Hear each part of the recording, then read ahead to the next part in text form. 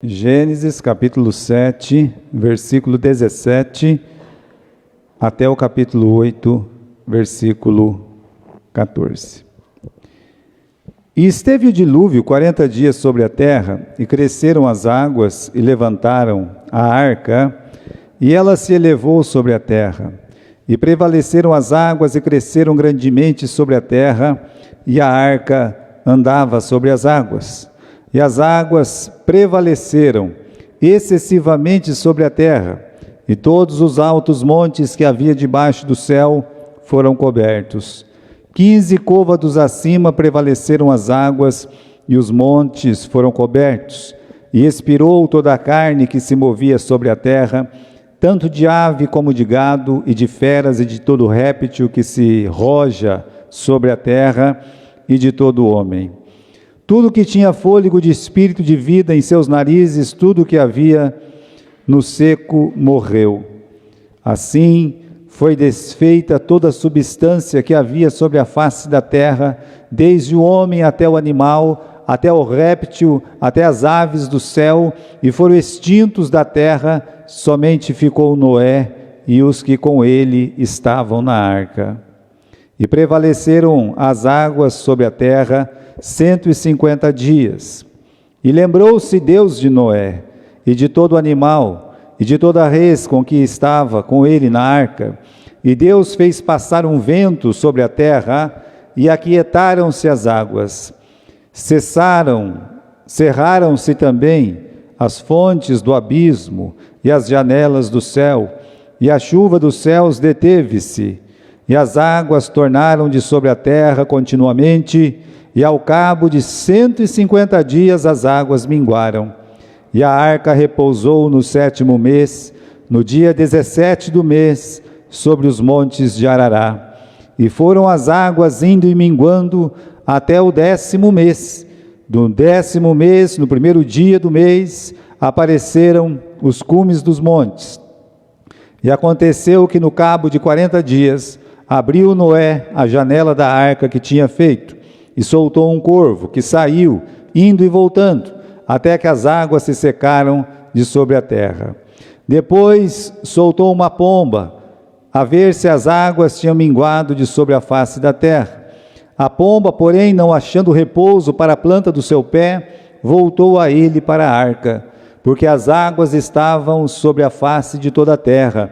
E ele estendeu a mão, tomou-a e meteu-a consigo na arca.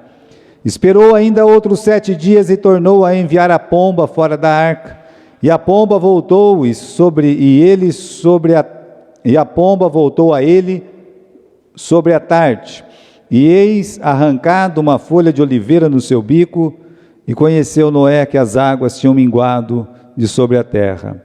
Então ainda esperou outros 7 dias, e enviou fora a pomba, mas não tornou mais para ele. E aconteceu que no ano 601, no mês primeiro, no primeiro dia do mês, as águas se secaram de sobre a terra. Então Noé tirou a cobertura da arca e olhou, e eis que a face da terra estava enxuta. E no segundo mês, aos 27 dias do mês, a terra estava seca. Bem, meus irmãos, desse texto, do versículo 17 do capítulo 7, até o capítulo 8, versículo 14, o que é que nós temos? Nós temos uma família dentro da arca. É isso mesmo.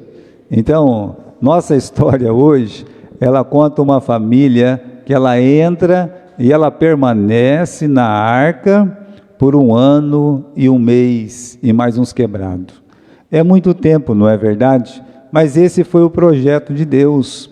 O projeto de Deus foi que uma família fosse salva do dilúvio, e essa família ficasse aos seus cuidados durante 1 ano e mais de 1 ano e um pouquinho. Foi assim, a palavra de Deus nos ensina isso. Muito bem, meus irmãos, aqui no versículo 17, no capítulo 7, diz que esteve o dilúvio 40 dias sobre a arca. Mas repare que antes disso, a palavra de Deus diz para nós, no versículo 16 do capítulo 17, os que entraram, macho e fêmea de toda a carne, entraram como Deus lhe tinha ordenado, e o Senhor a fechou por fora. Bem antes que chovesse, antes que Deus mandasse esses 40 dias e 40 noites de chuva torrencial, além das comportas que foram abertas do céu, Deus também mandou as águas por debaixo. Bom, nós vamos ver já já sobre isso, mas às vezes fica algumas perguntas para nós, né? Quando Deus pediu para que o Noé entrasse, e ele entrou, e entrou com a sua família, também veremos isso. Uma pergunta que a gente faz, e as pessoas costumam fazer, né, é como é que Noé colocou tantos animais na arca? É uma boa pergunta essa. Uma outra pergunta que eles costumam fazer é como é que os animais se alimentaram durante um ano. Então são duas perguntas que aquelas pessoas mais críticas, às vezes nem mais críticas, às vezes as pessoas elas têm uma certa curiosidade. E eu indico para você, meu querido irmão, a curiosidade ela é boa até certo ponto. Depois daquele ponto, a curiosidade ela se torna numa tentação ao pecado. Eu vou explicar. É como Adão e Eva. A Eva, por curiosidade, ela ficou muito perto daquela árvore, de repente pegou, tomou e tal. Era só curiosidade. Mas aquela curiosidade, enquanto curiosidade não tinha problema nenhum, mas o inimigo transformou em pecado. Agora, a mesma coisa em relação a muitos assuntos da Bíblia, que para nós estão encobertos. E quando a gente vai querer saber o que acontecer, bom, um pastor pode pegar uma calculadora e tentar resolver o problema de duas perguntas como essa. Eu não faria isso nunca, não vai ser meu estilo de fazer isso não, né? Mas eu repito as duas perguntas: como é que Noé colocou tantos animais, milhares de animais na arca, e como eles se alimentaram? Agora, precisa entender o que Noé tinha que fazer e o que Deus tinha que fazer. O Noé, ele só tinha que fazer 3 coisas. Quais eram as 3 coisas? Primeiro, ele tinha que construir a arca. Ele fez isso. Segundo, ele tinha que colocar os animais na arca. Ele não ia obrigar animal nenhum a fazer isso, tá? Vamos lembrar disso. Ele ia receber os animais, tá bom? No capítulo 6, abra comigo lá no capítulo 6, né? No versículo 19, quando Deus fala, olha, de tudo que vive, de toda a carne, 2 de cada espécie, você vai colocar dentro da arca, para os conservares vivos, contigo macho e fêmea serão. Das árvores, conforme a sua espécie, dos animais, conforme a sua espécie, do réptil, conforme a sua espécie, 2 de cada espécie virão a ti, para os conservares por vida. Olha, o Noé, ele não foi atrás de uma ave, e ele não foi atrás de um coelho que seja, uma tartaruga, nada disso. Ele não foi atrás de animal nenhum. A palavra de Deus diz que ele tinha que construir a arca. A palavra de Deus diz que ele tinha que receber esses animais, porque quem ia mandar, virão a ti, Deus mandaria esses animais, porque ele não tinha capacidade de fazer isso.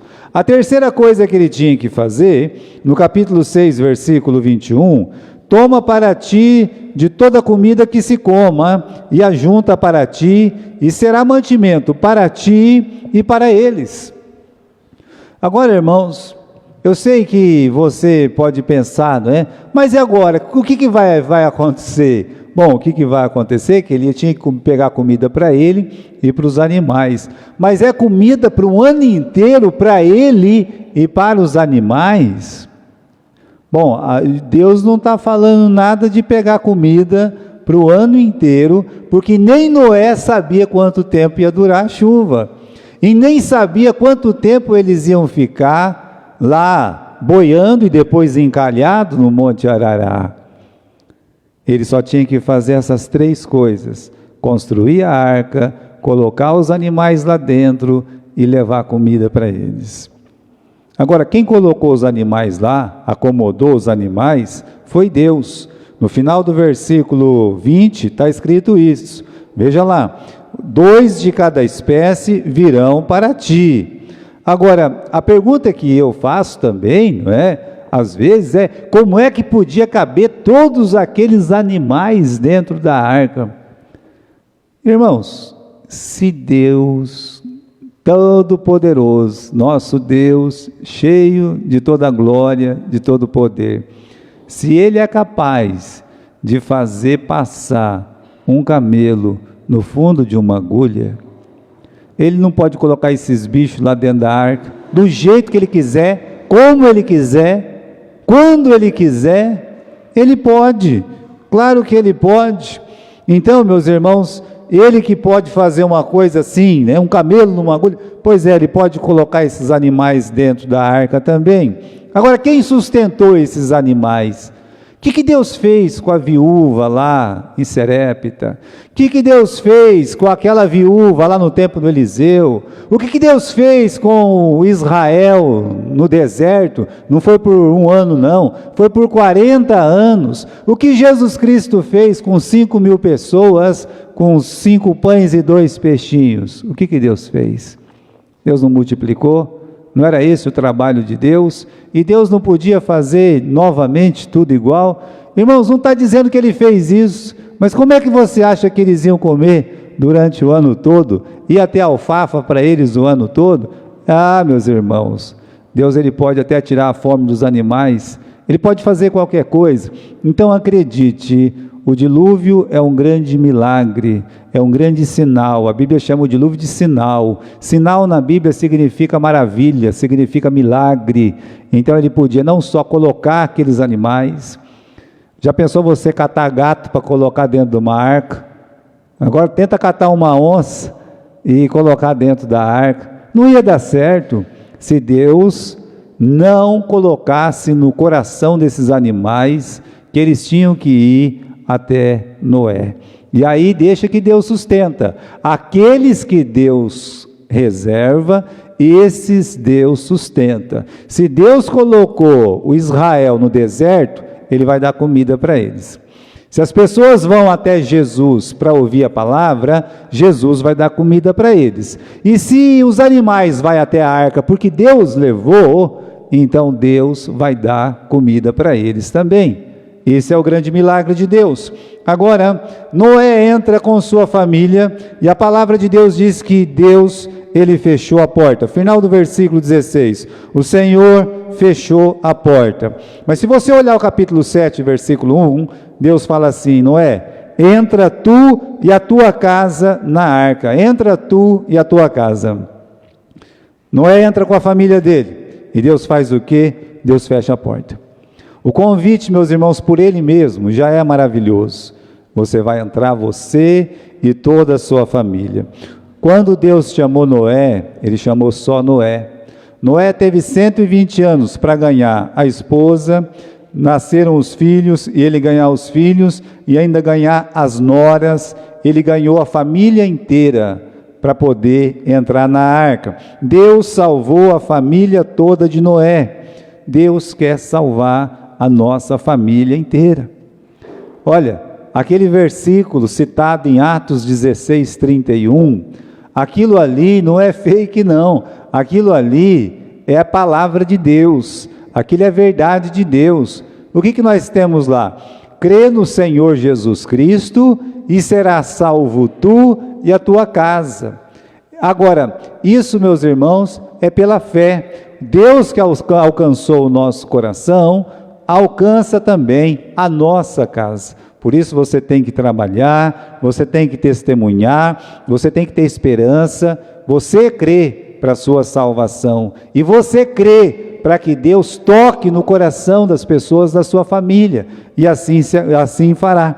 Então eles entraram, Deus fechou a porta. No final do versículo 16, é Deus que fecha, ou seja, se Ele fechou, não foi Noé. Noé não tinha acesso à fechadura dessa porta, só Deus podia fechar, então quer dizer que só Deus podia abrir.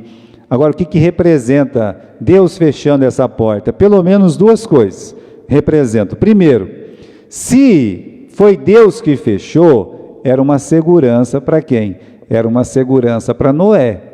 Vamos dizer que Noé, ele fala assim, olha, eu mesmo vou fechar. E aí o povo fica gritando lá, ele resolve abrir, e aí o povo naquele desespero todo, arrancava ele lá de dentro, jogava ele água abaixo. Você acha que o povo no desespero vai fazer o quê? Então, primeiro, era uma proteção para o crente, era uma proteção para o próprio Noé. Ninguém, mão nenhuma podia tirar o Noé de lá. Deus estava segurando Noé com as suas próprias mãos, como Jesus nos segura, e como Jesus promete nos segurar. Jesus, ele prometeu isso, que ninguém poderia nos tirar da mão dele. Isso é uma promessa do nosso Senhor Jesus Cristo. Então fechou, ninguém mexe. Agora, uma outra coisa que representa é que ninguém podia entrar. Se ele não pode sair, se ninguém pode tirar ele lá de dentro, mas também ninguém poderia entrar. Ao mesmo tempo que a gente vê cuidado, misericórdia, graça, proteção para Noé, você vê o quê? Você vê juízo para quem não creu, como Jesus conta lá na frente. Agora, irmãos, eu convido você a abrir comigo no livro de Mateus, no capítulo 24 e versículo 37. Mateus, Novo Testamento, capítulo 24 e versículo 37. O aviso de Jesus. O aviso de Jesus em relação à humanidade, ele relaciona a sua volta como nos dias de Noé. Olha aqui, capítulo 24, versículo 36.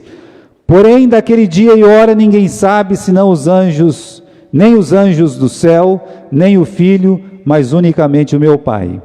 Como foi nos dias de Noé, assim também será a vinda do Filho do Homem.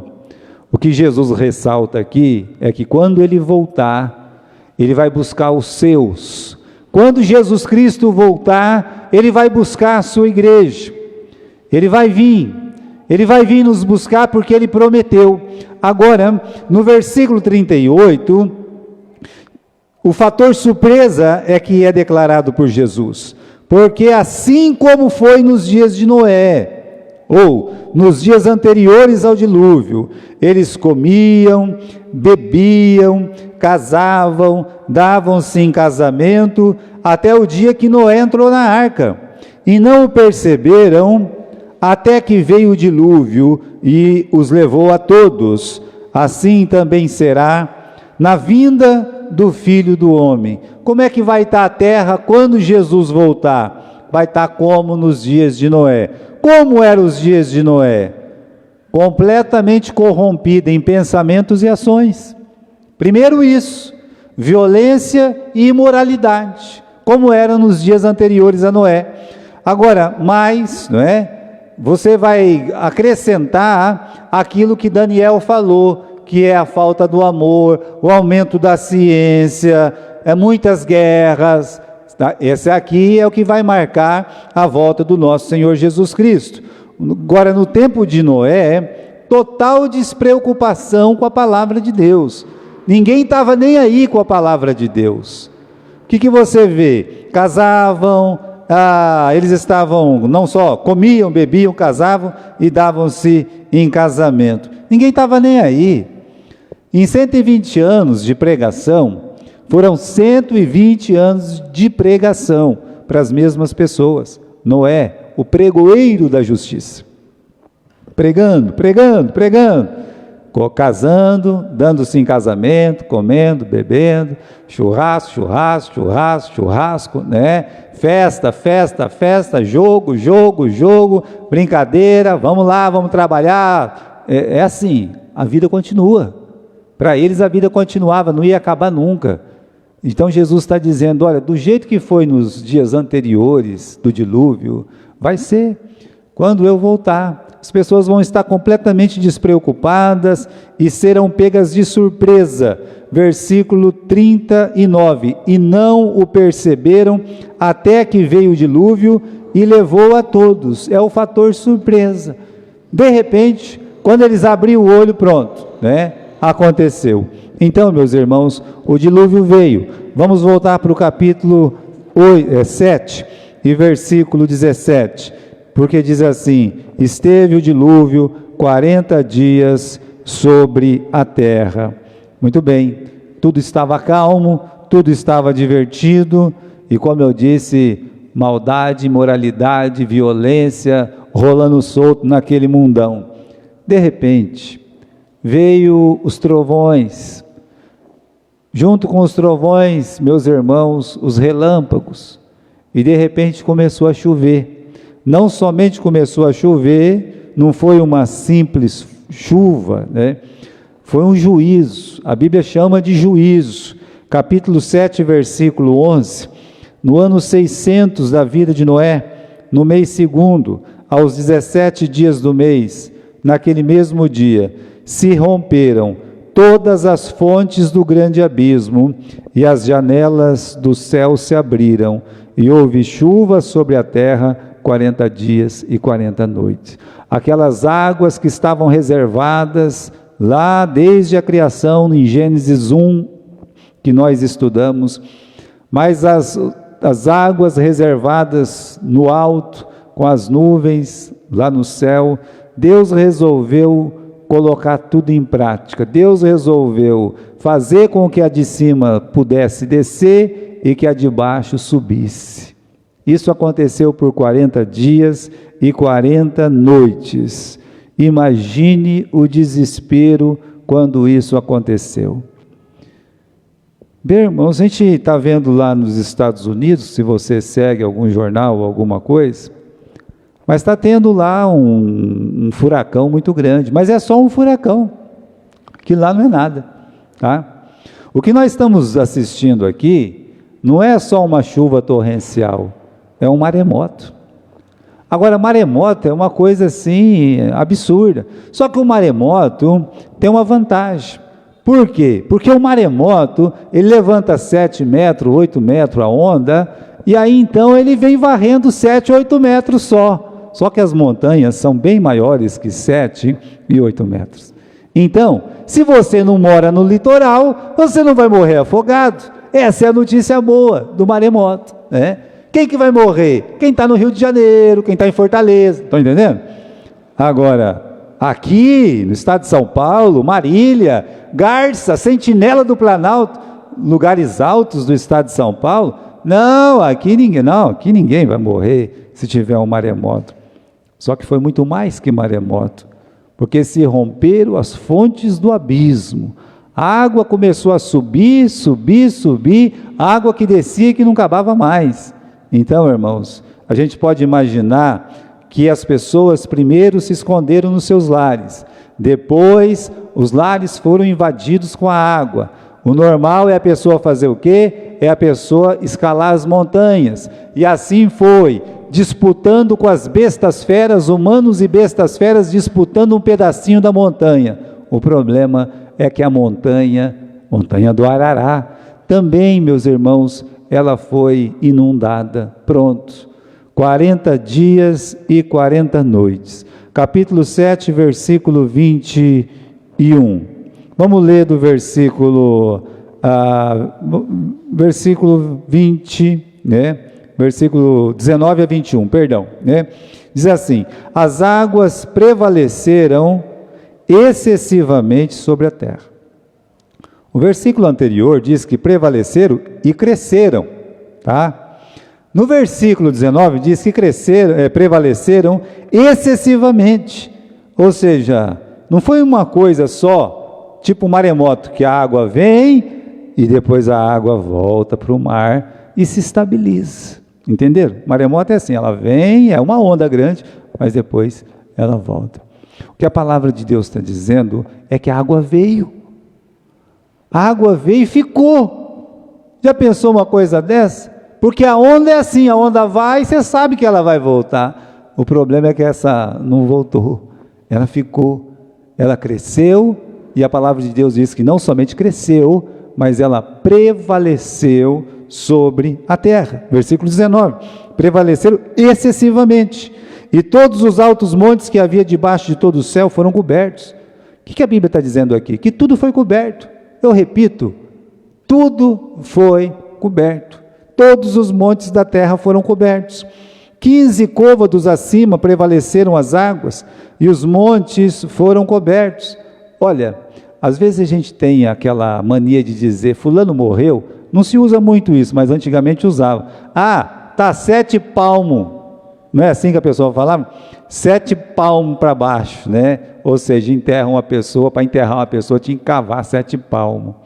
Aqui, irmãos, Deus ele cavou 7, aqui você pode colocar aqui, veja lá, 15 côvados. Sabe quanto que é isso? É 7 metros. Deus, ele pegou e enterrou a terra, inundou a terra 7 metros acima do maior monte que existe. Pronto. Deus, ele inundou tudo, né? Versículo 21, expirou toda a carne que movia sobre a terra, tanto de ave como de gado, quanto de feras, quanto de réptil que roja sobre a terra, e todo homem. Olha que versículo 22, tudo que tinha fôlego de espírito de vida em seus narizes, tudo que havia no seco morreu. Assim foi desfeita toda a substância que havia sobre a face da terra, desde o homem até o animal, até o réptil, até as aves do céu, foram extintos da terra, tudo foi extinto da terra. Acabou. Lá o mundo, lá fora acabou, não tinha mais. 40 dias sem respirar, não dá. Então as pessoas, os animais, tudo morreu afogado. Acabou. Por isso a arca é uma imagem do nosso Senhor Jesus Cristo. Aqui no capítulo 7, no versículo 17, diz que esteve o dilúvio 40 dias sobre a terra, e cresceram e levantaram a arca, e ela se elevou sobre a terra. E prevaleceram as águas e cresceram grandemente sobre a terra, e a arca andava sobre as águas. A água crescia e levantava a arca. E depois é dito que a arca, no versículo 18, andava sobre as águas. Tanto o Jonas quanto o salmista, eles usam uma frase. Qual é a frase? As ondas e as vagas passaram sobre mim. Isso é uma representação do que aconteceu lá no tempo do dilúvio. As ondas e as vagas passaram sobre mim. Então, meus irmãos, ventos, tempestades deram contra a arca. Tudo que Noé iria sofrer, a arca sofreu. Ficou sobre a arca. A água subiu, foi sobre a arca. A água desceu sobre a arca. A arca que sofreu. O Noé não, o Noé estava dentro dela. Por isso a arca, ela representa Cristo, porque Cristo nos guarda. Cristo é uma arca de proteção. Meus irmãos, aquela cruz não era dele, era minha, era tua. Aquela cruz era nossa, pois ele sofreu a nossa cruz. A arca sofreu o que Noé tinha que sofrer. Pela graça e misericórdia de Deus foi construída uma arca. Então, ela, meus irmãos, a arca passou por toda a tempestade, assim como Cristo passou por todo o sofrimento para nos salvar, e, meus irmãos, protegido, ou seja, nada de sofrer alguma coisa, né? Tudo se desfazendo lá fora e lá dentro. O Noé bem tranquilo, seguro e em paz. O quê? Seguro e em paz. Por mais forte que fosse a tempestade, Noé não seria atingido. Então, por isso que essa arca, ela representa Jesus Cristo, porque Noé foi salvo pela arca e nós somos salvos por Jesus Cristo. Por isso que você tem que entregar sua vida para Jesus. Por isso que você tem que confiar em Cristo para a sua salvação. É por isso. Bom, agora, irmãos, quero fazer uma consideração. O dilúvio provou a família do Noé. Já pensou atingir, meus irmãos, 40 dias de tempestade, como eu disse, com as ondas e as vagas passando sobre eles, ou seja, chacoalha daqui, chacoalha de lá, O que isso representa? Sabe aquele tempo que você não sabe quando é que vai acabar, de tão ruim que é? Ou não é? Você acha que só você vai passar por isso? Ou eu, ou qualquer um de nós? Sabe aquele tempo ruim que parece que não vai acabar nunca? Então, o Noé está dentro da arca.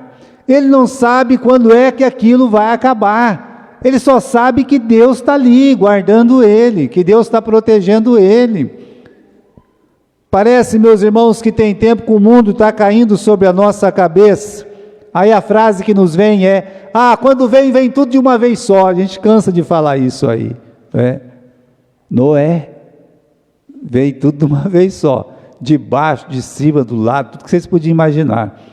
Não pensa que a arca não vai chacoalhar, e aqueles animais. E tem outra coisa, sabe qual o caminhão que é mais fácil de tombar? Qual caminhão que é? Aquele que tem carga viva, sabia disso? Por isso que eles carregam o animal de atravesso, porque se carregar de lado, aí que o negócio fica feio mesmo, porque vai o peso, eles vão tudo para um lado só. Então já pensou aquela carga viva, como chacoalhava aquilo lá? 110 dias, meus irmãos, eles ficaram boiando a esmo, 110 dias, só boiando a esmo, tá? Vai lá, não havia leme no barco. Você note isso, que não tinha motor, não tinha leme, o barco não era dirigível, era apenas um barco a boiar. Por quê? Porque quem ia dirigir aquele barco era quem? Era Deus. É por isso que não tinha um leme. Ou seja, o momento era crítico, era muito difícil. O Noé, ele só estava lá dentro, ele não tinha controle de absolutamente nada. Deus não deixou o leme com ele, não mandou colocar um leme. E, meus irmãos, nunca um barco esteve tão seguro, tão lotado e tão seguro quanto esse barco que o Noé estava. Nunca, né? Livro de Jeremias, capítulo 10, versículo 23. Você pode abrir comigo aí, Jeremias, capítulo 10 e versículo 23. Eu sei, Senhor, que não cabe ao homem determinar o seu caminho. Olha que versículo lindo. Eu sei, Senhor, que não cabe ao homem determinar o seu caminho, nem ao que caminha o dirigir os seus passos. Está vendo só? Não cabe a nós determinar o nosso caminho, não cabe a nós dirigir os nossos passos. Então eles ficaram 40 dias debaixo de uma grande tempestade, acabou a chuva depois de 40 dias, eles passaram mais 110 dias boiando, a Deus dará, porque não tinha leme, e depois eles passaram mais 150 dias encalhados na montanha. Veja só, acho que encalhado é pior do que boiando, porque boiando você pelo menos tem algum movimento, agora encalhado, ou seja, era preciso ter muita paciência nessa hora, né? Esse negócio, quando não está tendo tempestade, nós estamos à deriva, quando não está à deriva, nós estamos encalhados. Estava assim, parecia que não ia acabar. Então, foi uma provação muito grande para a família de Noé. Aqueles dias foram dias difíceis, e não foi fácil lá dentro da arca. A vida dentro da arca não tem jeito de ser fácil. Por quê? Pouco espaço. Tem gente que é espaçoso, né? Tem gente que era espaçoso. Eu lembro do meu irmão Roque. A gente ia para São Paulo levar minha avó. Só minha família era 7, minha avó 8, né? Minha avó era forte. E aí, apesar da molecada ter sido tudo magrelo, né? Mas minha avó era forte. O meu irmão, ele sentava no carro, aí abria a pernona assim, sabe? E olha, não podia relar nele, sabe? Relou nele, pronto, o mundo acabava, né? E, ó, já não tem lugar, e o bicho era espaçoso. Olha, os espaçosos aqui estavam enrolados. Disputar com girafa, com elefante, com onça, com leão, com macaco, tudo que você pode imaginar, né? Não era fácil. A alimentação, né? Só um trabalho medonho.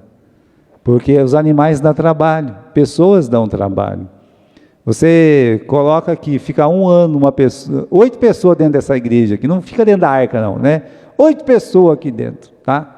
E dá comida para eles um ano, larga aqui dentro para ver como é que dá briga, 8 pessoas, né? Ah, se ficar os 8 vivos até o fim, a gente vai ficar feliz. Ansiedade, porque aquilo não tinha tempo para acabar. Olha, a vida na arca não foi fácil. Mas era melhor estar dentro da arca do que fora da arca.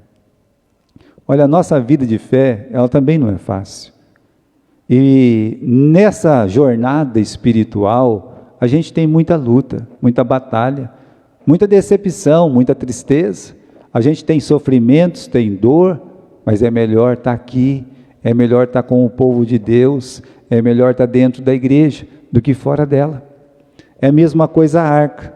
Aí, meus irmãos, temos essa palavra tão linda, no capítulo 8, versículo 1, que diz assim: lembrou-se Deus de Noé e de todo animal, etc, etc. Lembrou-se Deus de Noé. Você sabia que é a primeira vez que a palavra lembrança aparece na Bíblia? E como forma de consideração. Lembrou-se no sentido que Deus, ele considerou. Considerou o quê? Considerou a promessa que ele fez para Noé, de que ele tinha que construir a arca para a sua salvação. Então, meus irmãos, essa consideração, quando fala que Deus se lembra de nós, tem como base a palavra dele, não a nossa justiça. Se Deus estivesse lembrando de nós, e ele se lembrará sempre de nós, não é base na nossa justiça, mas na misericórdia, na bondade e na sua palavra. Deus pode lembrar para confirmar a bênção na nossa vida, mas Deus pode lembrar no sentido de considerar para trazer juízo também. Se ele lembrou de Israel, lá em Êxodo, lembrei da minha promessa com Abraão, Isaque e Jacó, vou tirar vocês do Egito, lembrou para o bem. Mas lá no livro de Apocalipse diz que Deus se lembrou da Babilônia, de todos os pecados da Babilônia. Então, meus irmãos, Deus considera, né? E Deus se lembrou da promessa que ele fez com Noé, capítulo 6, versículo 17, Deus fez uma promessa, capítulo 6, versículo 17, eis que eu trago um dilúvio de água sobre a terra para desfazer toda a carne, em que há espírito de vida debaixo do céu, tudo o que há na terra expirará. Mas contigo estabelecerei o meu pacto, e entrarás na arca, tu e os teus filhos, e a tua mulher, e as mulheres do teu filho contigo. Está vendo só? E no final do versículo 19, para os conservares vivos contigo. Então Deus fez uma promessa: eu vou conservar vocês vivos. Deus tem uma promessa para nós, que quando Jesus Cristo voltar, Ele vai nos salvar. Não fomos nós que inventamos essa promessa vem de Deus. Então, irmãos, Deus vai se lembrar da promessa que Ele fez. Quem crê no Senhor Jesus vai ser salvo, e Ele não vai deixar de cumprir a sua promessa. Uma outra curiosidade aqui do capítulo 7, do capítulo 7, só que nós estamos, deixa eu encontrar o versículo aqui, capítulo 8, tá? Vamos encontrar o capítulo 8. Capítulo 8 e versículo 6. Acabou, né? O dilúvio está acabando. E aconteceu que no cabo de 40 dias, abriu Noé a janela da arca que tinha feito. Depois de muitos dias, 270 dias, Noé abriu a janela. O interessante é que a janela ela aparece lá no capítulo 6, versículo 16, que Deus fala para o Noé: Noé, faz o seguinte, no versículo 16 do capítulo 6, você vai fazer uma janela na arca, tá? Você vai fazer uma janela de um côvado e acabarás em cima. Então Deus vai fazer o seguinte: você vai fazer uma janelinha, né? Agora imagine só, uma arca tão grande, enorme, do tamanho de um quarteirão, e uma janelinha de 50 centímetros. Nem você coloca uma janela dessa na tua casa. Por exemplo, a média de janela nas casas é de 1,5 metro. Estou errado, irmão Renato? É mais ou menos isso, né? É 1,5 metro. A tua casa tem uma janela maior que a arca. Agora, tão pititica assim, mas para que colocar uma coisa tão pequenininha aí, né? Uma arca tão grande, com uma janela tão pequena?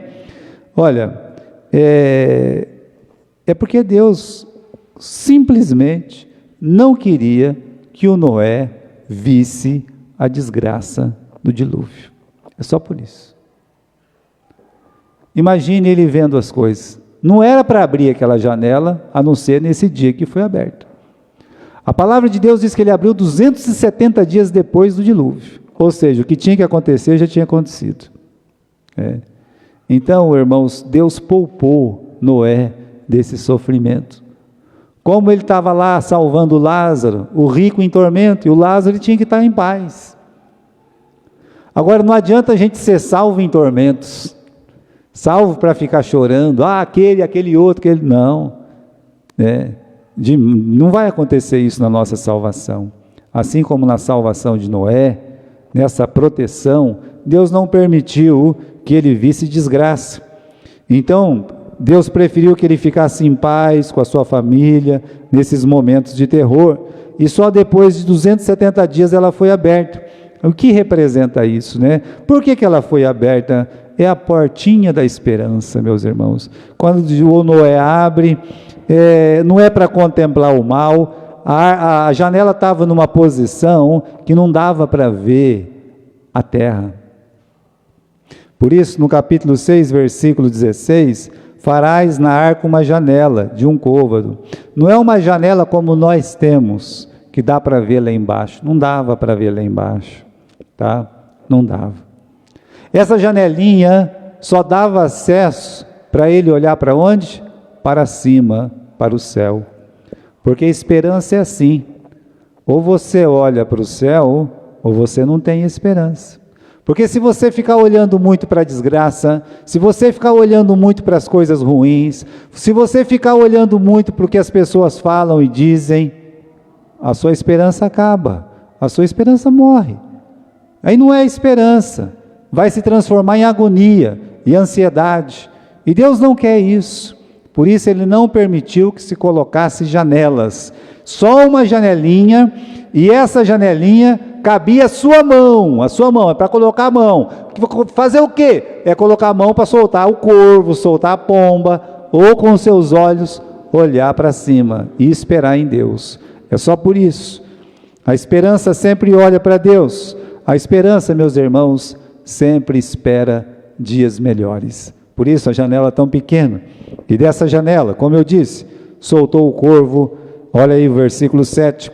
Soltou o corvo que saiu e indo e voltando, até que as águas se secaram de sobre a terra. Ou o bichinho pesteado, né? Está aqui, o corvo saiu de lá e foi e voltou, sumiu. O corvo, ele não voltou para a arca.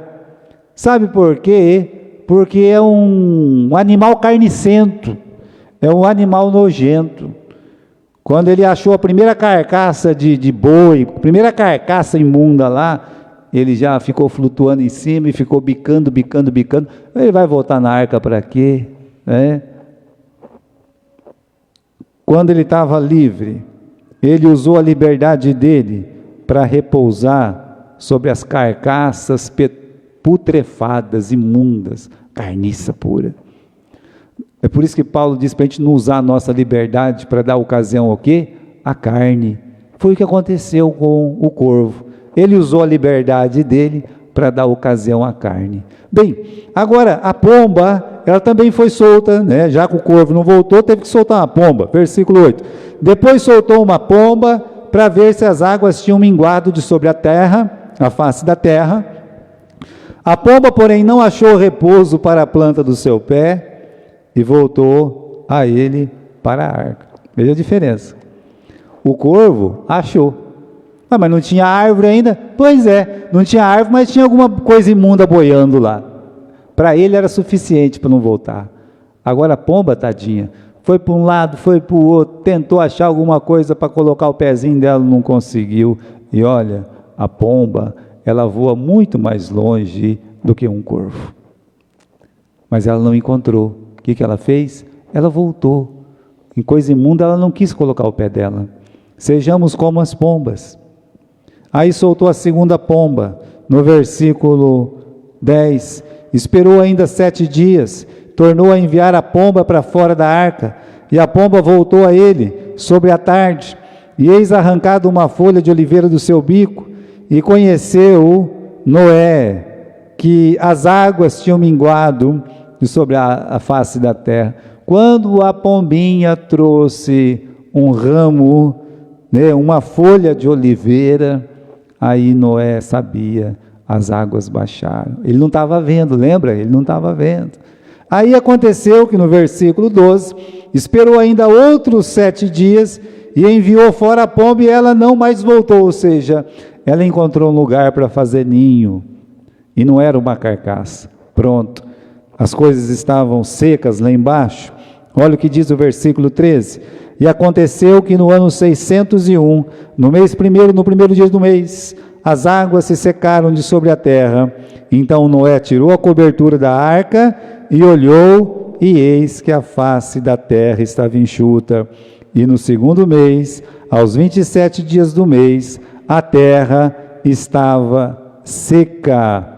Muito bem, está aí, a terra estava seca.